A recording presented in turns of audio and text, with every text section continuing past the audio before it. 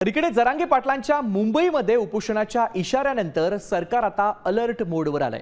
मराठा आरक्षण समन्वय समितीचे अध्यक्ष राधाकृष्ण विखे पाटील, मंत्री उदय सामंत, शंभूराज देसाई आज जरांगे पाटील यांच्या भेटीला आंतरवाली सराटीमध्ये जाणार आहेत। 29 ऑगस्ट पासून आझाद मैदानावर उपोषण करण्याचा जरांगे यांनी इशारा दिलाय।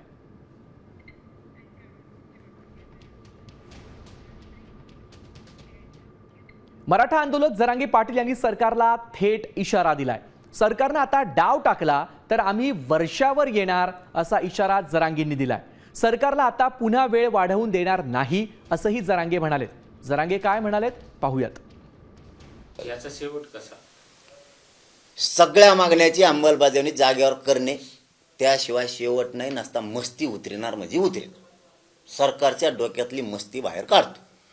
याला धरजवळ ते आंदोलन बसव, याला बोलायला लाव, एखादं ते मीडियाचे सोशल मीडियाचे काहीतरी त्याला काय म्हणते ते यूट्यूब बोले त्यांना धर, याव कर ट्याव कर बेटो, फक्त मराठीची खांदी जबाबदारी माझ्यावर आहे म्हणून गप्पे। तुम्ही सोपं समजू नका, तुमचा निटोबाच काढणारे मीडियात बोलतोय।